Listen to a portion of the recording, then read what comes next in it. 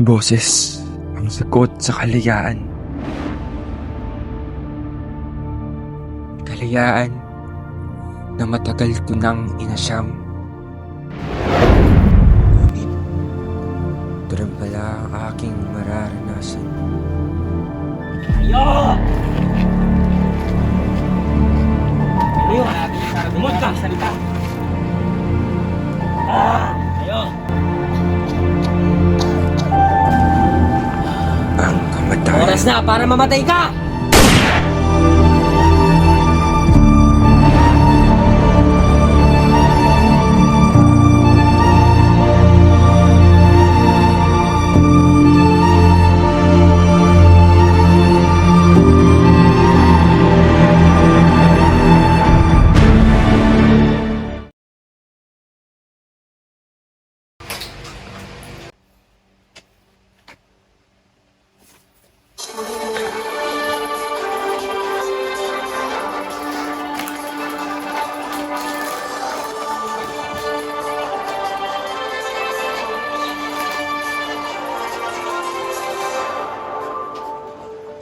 Narito si Alvin Castro, live na uulat mula sa Sierra Santa Cemetery. Magandang hapon, Alvin.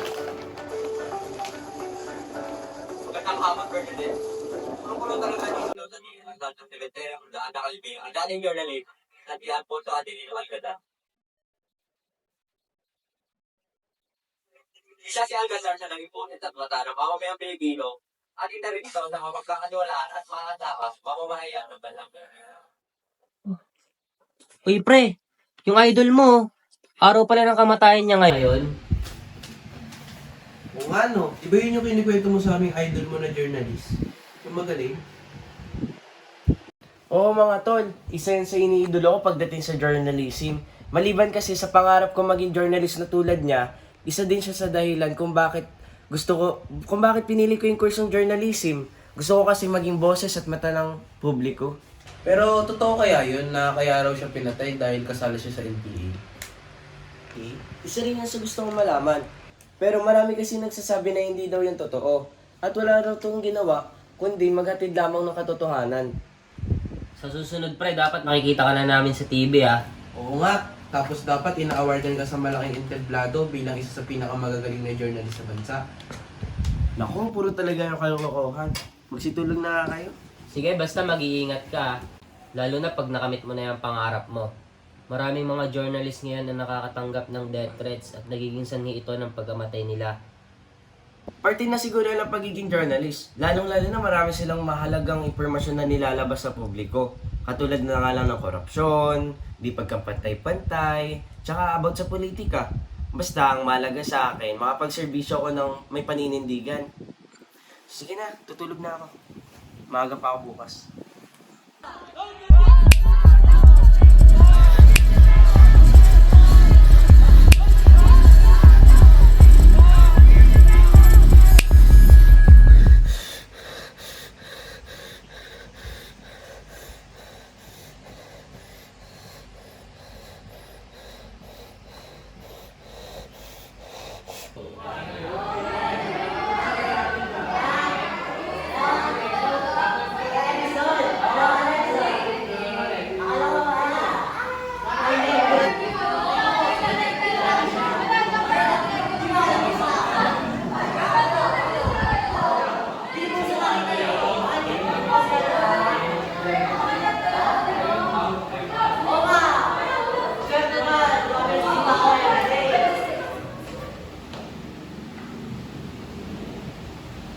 Okay, we have an oral recitation. Read with your guys. Pass your index card now.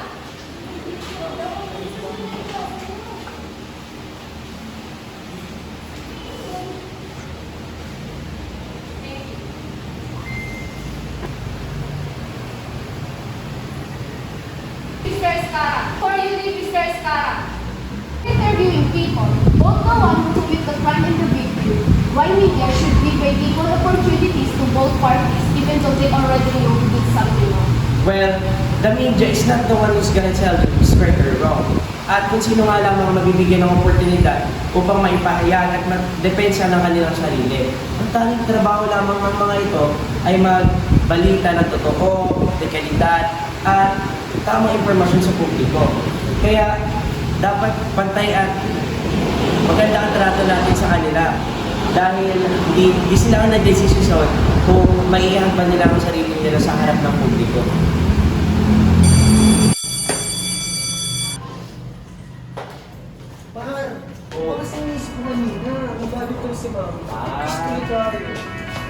No, wala ka yun. Kasi basta huwag na isipin yun.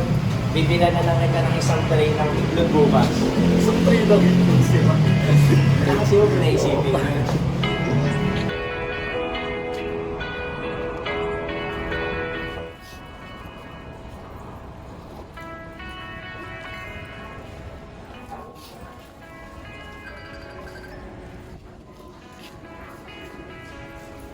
Opa,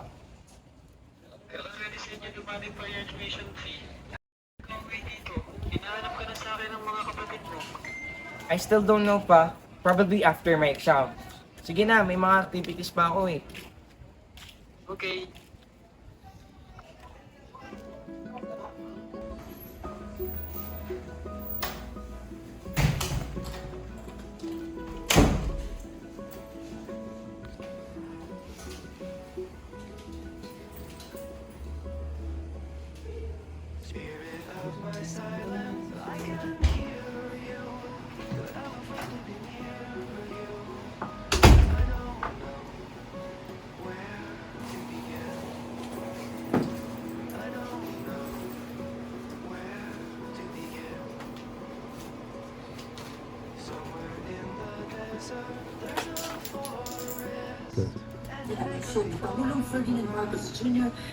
Sa mga nalaman ko ngayon, hindi ko matim na hindi magtanong kung bakit.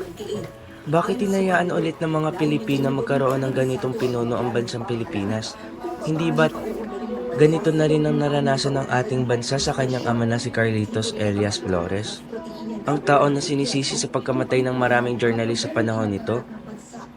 Ngayon naman, sa panahon ng anak nito ay bumaba ang ekonomiya sa bansa, nagtaas ang mga bilihin, at lumaganap ang inekwalidad. Marami rin ang nagsasabi na mabait daw ang mga ito, may malasakit sa kapwa. Ngunit, sapat ba ito upang mailuklok bilang presidente ang isang tao? Hindi ba't kailangan din ng mga credentials na nagpapakita na may abilidad itong mamuno at magiging maayos ang pamumuno nito? Tunay nga na kailangan ng mga journalist sa isang bansa upang maiulat sa katotohanan ang mga nagbubulag-bulagan. Ayon sa Pangulo, isang holiday gift na ituturing ang pagkakapasan ng pambansang pondo ng bansa para sa susunod na taon.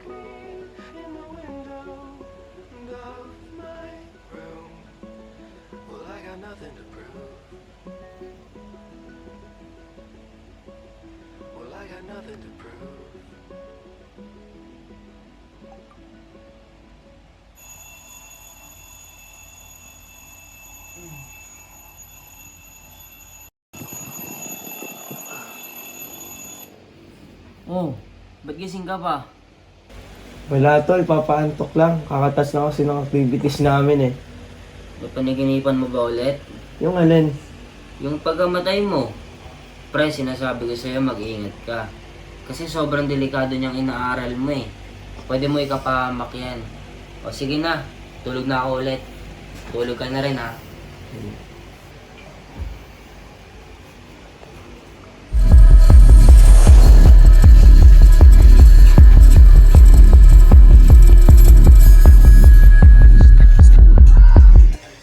Uy pre, mga klase mo. Kaya siguro tignan ang mga daan na puro modelo sa sakyan na lamang. Ngunit hindi nyo ba lang ba inisip na ang gasto na kakailangan ng mga troopers?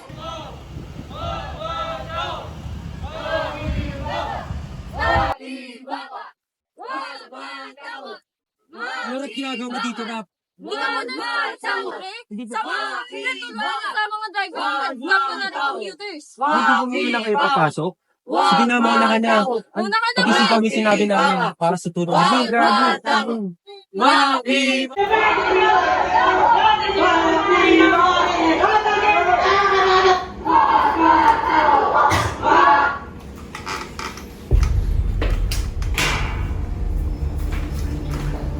Lahat ba ng yung mga miyembro ng NPO yung mga komunistong grupo? Yung babae? Hindi po. Nabanggit sa waiter pero isa lang pong sigurado ako. Hindi po sila pabor sa gobyerno base sa mga sinasabi ng mga tao. Ano man ang gagawin? Ang sino man ang kumalaban sa gobyerno, hindi magtatagal.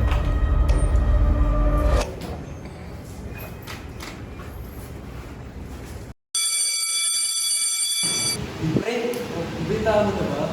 Yung mga klase namin na sumama dun sa strike, ito wala. Yung kasi sisingin ng gobyerno daw may kakagawan. Kaya iba sa atin, gusto mag-rally para tulungan yung panginaw. Totoo nga ang pagsasabi ng katotohanan ay nakakapagpahamak. Ito na ang pangalawang beses na magkaroon ng ganito. Noong una, ang panahon ni Carlitos Elias Flores, ay marami ring mga journalist at maging mga estudyante pa lamang na nag-aaral ng journalism ay nawala at hindi na nahanap pa. Ngayon naman ay sa panahon ng anak nito na si Mariano Elias Flores. Like father like son, ha? Kami po ay humihingi ng hustisya. Nananawagan po ako sa taong kumuha sa anak ko. Sana ay nakakonsensya ko ngayon at nakakatulog ng mahimbing. Napakabait na bata niyan. Ang gusto niya lang naman ay ipagtanggol ang mga tsuper.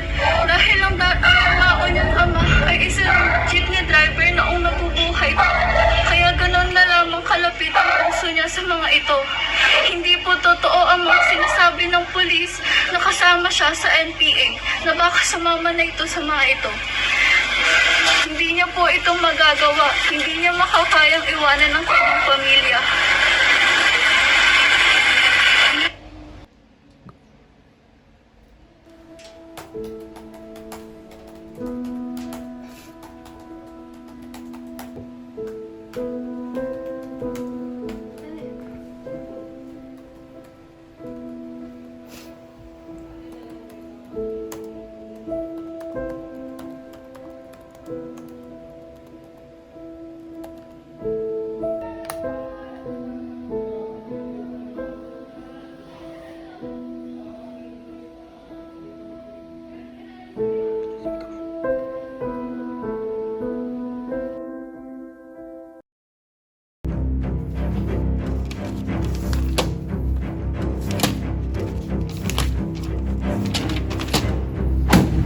Walang utang na loob!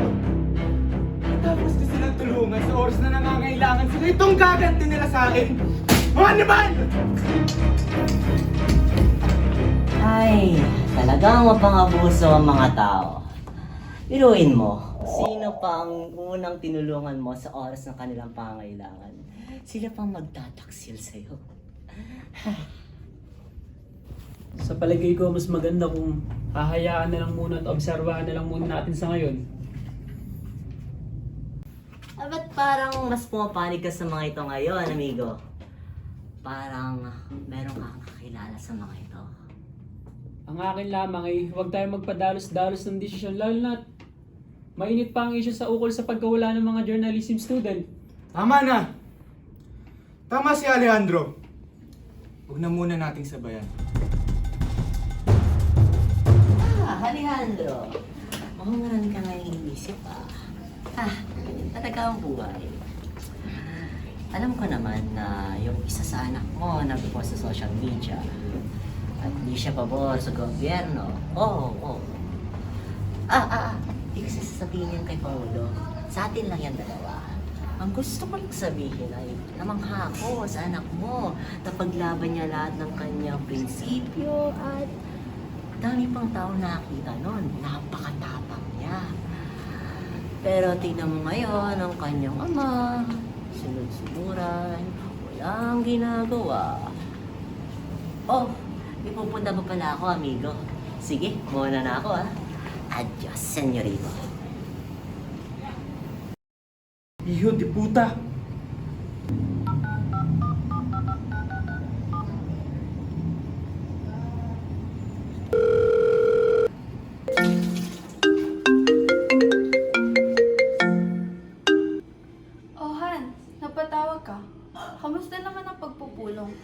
nakakaawang mga naging biktima. Sana masolusyonan ito kaagad.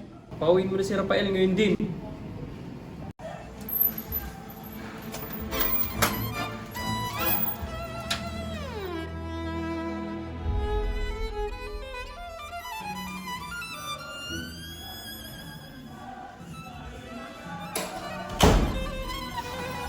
Kung nasa si Papa, ano yung Kuya, pinapatawag umalis dito ka na. Galit na galit si Papa pagdating niya dito. Ano ba kasi ginawa mo? Yung anak mo, Luciano, wala nang ginawang tama.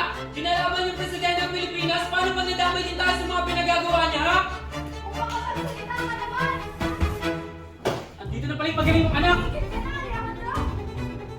Pa, kung galit ka sa akin, huwag ka na magdamay ng iba. Pati si mama sinasaktan mo. Sakin ka na sa kapangyarihan pa. Ano sabi mo? Alam mo ba anong gusto gawin ni Flores sa mga kumakalaban sa kanya? Gusto niyang ipapatay at hindi maaaring patay buong pamilya mo pa madadamay. Okay lang sana kung ikaw lang ikaso pati nanay at kapatid mo, maaaring madamay. Alam mo palang ganyan ginagawa ng tao na yan eh. Eh bakit nagbubulag-bulagan ka pa din? Alam mo ang daming umaangin sa'yo, tapos ganyan ka. Hindi mo ba nakikita yung paligid mo? Na halos ang daming pamilyang gustong humingi ng hustisya dahil sa kagagawa ng presidente mo. Palibasa, hindi ako nagbubulag-bulagan, tsaka kumakampi ako sa katotohanan. Hindi tulad mo na halos sambahin na yung presidente na yan. Dapat di ka na naging tagapagsilbi ng lipunan eh. Buti pa yung bulag. Mas deserve nila yung magkaroon ng mata, hindi tulad mo. Tama na! Pa, may ganyan pala kayo ugali. Pinagmamalaki pa naman kita sa mga kaibigan ko. Pero katulad nyo yung pala yung mga kurap sa lipunan. Ganun ba talaga si Papa?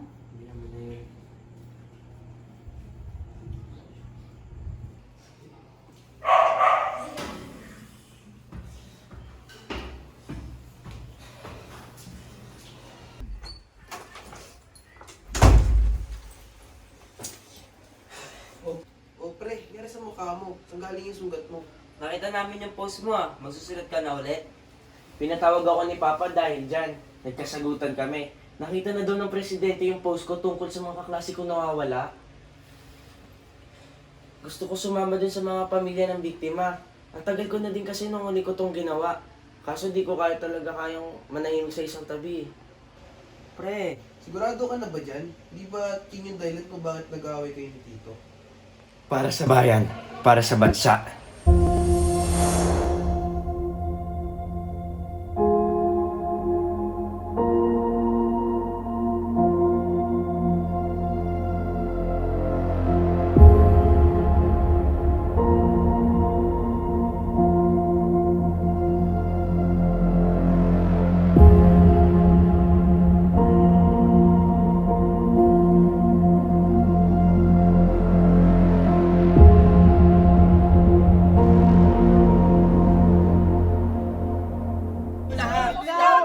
Ilang araw na ngunit wala pa rin ginagawang pagkikilos sa mga nakaluklok sa gobyerno. Ang tanging hangad lamang namin ay maibalik ang pangarap namin maging tagapagpahayag. At ang mga tao na gusto lang magsabi ng totoo sa kanyang bansang ginagalawan. At ang mga tao na...